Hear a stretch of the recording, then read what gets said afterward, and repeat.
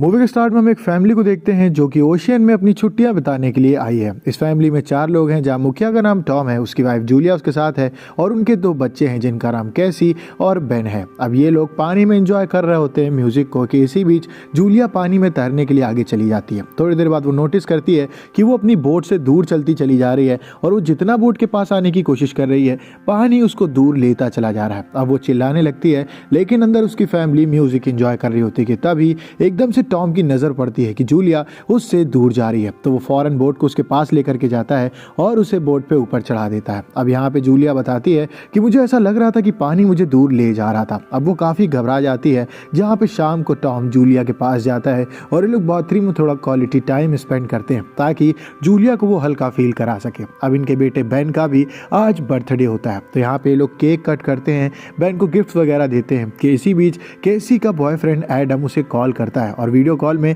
वो उससे बात करने के लिए चली जाती है। अब बातों के दौरान एकदम से वहां का नेटवर्क चला जाता है। केसी को ये चीजें काफी अजीब लगती है कि यहाँ एकदम से नेटवर्क कैसे चला गया। अब इसी बीच बेन ऊपर जाता है और वो नोटिस करता है कि उनकी बोट के पास चारों तरफ काफी सारी वेल्स आ चुकी हैं, जिसके बाद टॉम उसे बताता है कि वेल्स एक सुरक्षित जगह की तरफ जा रही हैं, इसका मतलब हम एकदम सेफ हैं। कि तभी इस बीच कोई चीज उनकी बोट से टकराती है। अब टॉम पानी में नीचे जाता है चेक करने के लिए कि तभी वहां पे वो घायल हो जाता है। वो ऊपर आता है, उसके घाव की मलहम पट्टी की जाती है और वो बताता है कि शिप का शाफ्ट खत्म हो चुका है और प्रोपेलर भी टेढ़ा हो गया है। तो ऐसे अगर हम शिप को चलाएंगे तो हो सकता है कि हमारी शिप आगे बढ़ ही ना पाए। अब यहाँ पे वो रेडियो के थ्रू हेल्प मांग रहा होता है, लेकिन कोई भी उससे कम्युनिकेट करके उसकी बात नहीं सुन रहा होता है। किसी बीच बेन बताता है कि ऊपर से कुछ चीजें गिर रही है। अब जब ये लोग ऊपर चेक करने के लिए जाते हैं तो आसमान से मीटियोर्स गिर रहे होते हैं। शुरू में तो उन्हें लगता है कि ये मीटियोर है, पर जब एक इनके पास आकर के गिरता है तो उन्हें पता चलता है कि असल में ये सैटेलाइट्स हैं। अब सैटेलाइट्स एकदम से कैसे गिरने लगी ये चीज ये लोग समझ नहीं पा रहे हैं। इसी बीच अचानक से इनकी बोट पानी में काफी तेज हिलने लगती है, जैसे कि कोई सुनामी आ गई हो। पूरी फैमिली घबरा जाती है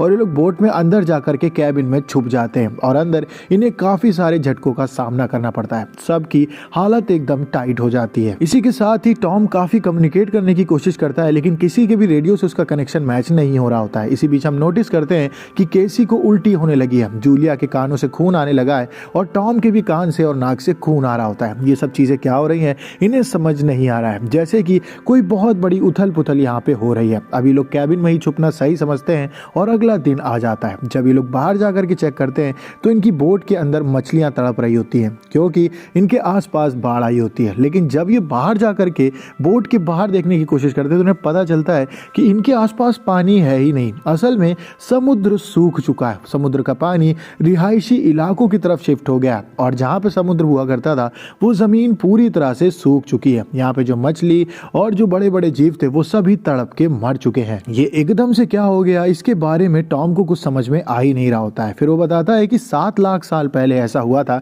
लेकिन एकदम से ऐसा होना तो असंभव है। अब यहाँ पे वो रेडियो से कम्युनिकेट करने की कोशिश कर रहा होता है, उसके बच्चे बाहर एंजॉय कर रहे होते हैं कि तभी टॉम का कम्युनिकेशन एक आदमी से हो जाता है और वो उससे बताता है कि उसकी टीम में 3 लोग थे और 2 लोगों की मौत हो चुकी है और इस समय वो एक पनडुब्बी में है। वो काफी घायल है, तो अगर टॉम अपनी जान बचाना चाहता है तो यहाँ पे वो आ सकता है। उसकी पनडुब्बी में सिर्फ 2 लोगों की जगह है। अब टॉम अपनी और अपनी वाइफ की जान खतरे में डाल सकता है, लेकिन वो अपने बच्चों को बचाना चाहता है। इस वजह से आदमी से वो कहता है कि मैं अपने बच्चे आपके पास लेकर के आता हूँ, प्लीज आप उन्हें बचा लीजिए। असल में इस आदमी ने इन्हें बताया है कि हफ्ते भर के बाद वो पानी वापस यहाँ पे आ जाएगा। तो जिस कंडीशन में टॉम अभी है, अगर वो ऐसे ही में रहा तो उन सब की मौत पक्की है। इस वजह से टॉम को ऐसा लग रहा है कि समय से पहले वो अपनी फैमिली को लेकर के उस पनडुब्बी में बैठा देगा तो शायद ये सभी लोग बच जाएं। अब वो आदमी इनकी हेल्प करने के लिए तैयार हो जाता है और इन्हें अपने पास बुला लेता है, जिसके बाद ये सभी लोग पैकिंग करना शुरू कर देते हैं ताकि उस आदमी के पास वो 3 दिन से पहले पहुंच सके। अब जूलिया यहाँ पे काफी परेशान है क्योंकि 3 दिन बाद उसकी मौत होने वाली है, क्योंकि उस पनडुब्बी में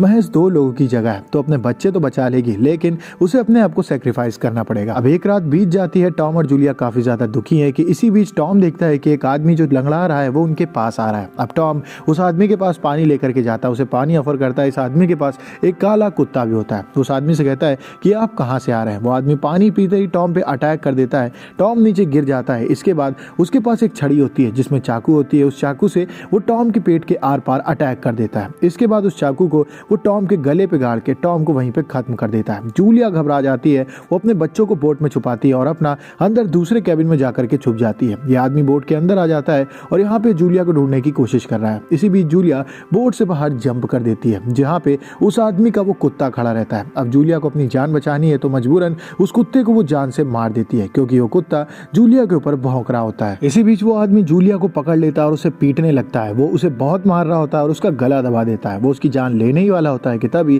केसी अपने पास से फ्लेयर गन निकालती है और उसका यूज उस आदमी पे करती है, जिस वजह से वो आदमी दूर जाके गिरता है और बोट में आग लग जाती है। अब केसी, बेन और जूलिया उस बोट से बाहर निकल के भाग जाते हैं और पहुंचते हैं टॉम की बॉडी के पास और अपने फादर को मरा देख करके बेन और केसी रोने लगते हैं। तभी नोटिस करती है जूलिया कि वो आदमी भी मरा नहीं है और वो उनकी तरफ बढ़ रहा है। जिसके बाद अपने बच्चों को लेकर के जूलिया वहां से फौरन आगे भागती है। अब वो भाग रही होती है और धीमे धीमे वो आदमी उनके पीछे पीछे आ रहा होता है। इसी बीच एक जगह पे वो पहुंचते हैं जहाँ पे एक मरी हुई शार्क पड़ी रहती है। बेन उसके साथ खेलने लगता है कि तभी जूलिया उससे कहती है कि हमें यहाँ से निकलना होगा, ये एक मजाक नहीं है। थोड़ा आगे जाकर के ये लोग एक जगह पे छुप जाते हैं कि तभी जूलिया नोटिस करती है कि उसके पास जो पानी था उसका ढक्कन केसी ने खुला छोड़ दिया था। इस वजह से सारा पानी बह चुका है। वो अपनी बेटी से कहती है कि तुमने ये क्या बेवकूफ़ी कर दी, हमारे पास इतना ही पानी था। तभी उसकी बेटी उससे कहती है कि हमें नहीं पता हम कल तक जिंदा रहेंगे भी या नहीं। वो आदमी हमारे पीछे पड़ा हुआ है, वो कभी ना कभी आकर के हमें जान से मार ही देगा। जूलिया उसे चुप कराती है और वहां से आगे बढ़ते रहने के लिए कहती है। अब इसी बीच रात हो चुकी है और इन्हें आगे एक प्राइवेट प्लेन पड़ा हुआ मिलता है जिसकी हालत काफी टाइट होती है। एक समय पे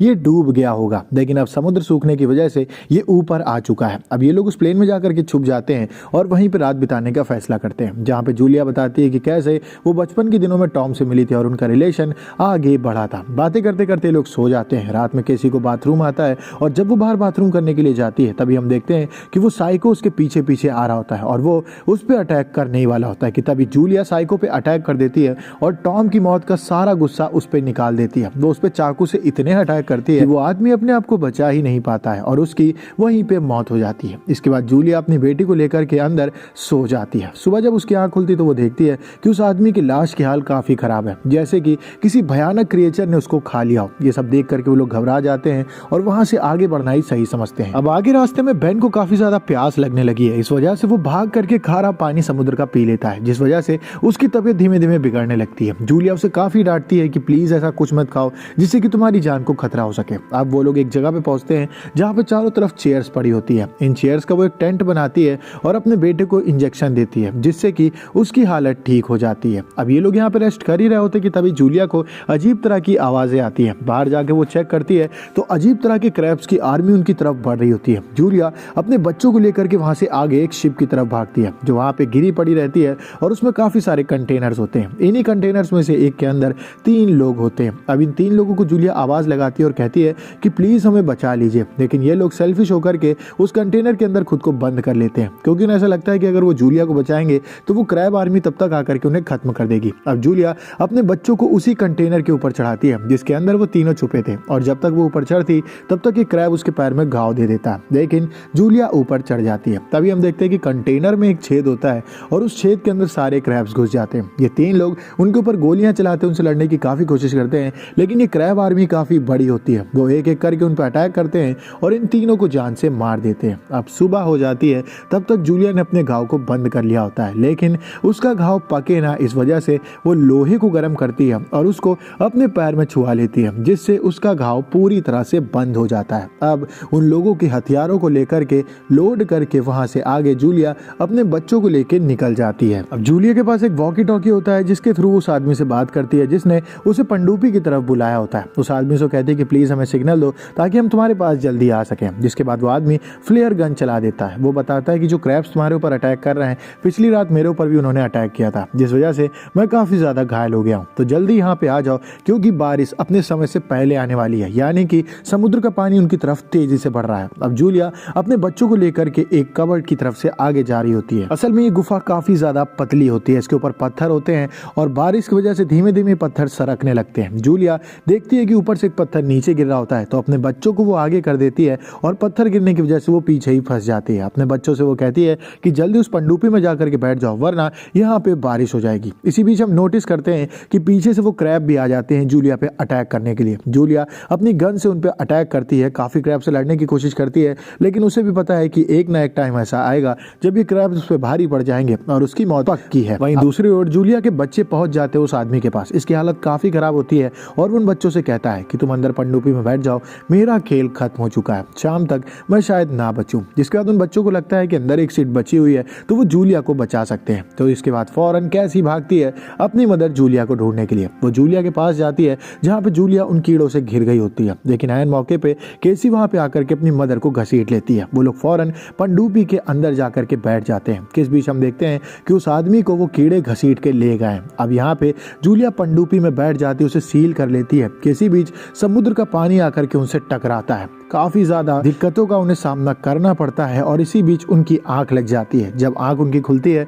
तब वो देखते हैं कि पनडुब्बी को समुद्र के पानी ने शहर के किनारे फेंक दिया और शहर के हाल काफी ज्यादा खराब है। लेकिन कैसे तैसे जूलिया ने अपने बच्चों को और अपने आप को इस आपदा से बचा लिया है और यहीं पे ये मूवी खत्म हो जाती है। अगर आपको वीडियो को लाइक करें, चैनल को सब्सक्राइब करें। मिलते हैं आपसे नेक्स्ट वीडियो में, तब तक के लिए stay safe, stay healthy, bye bye, Jai Hind.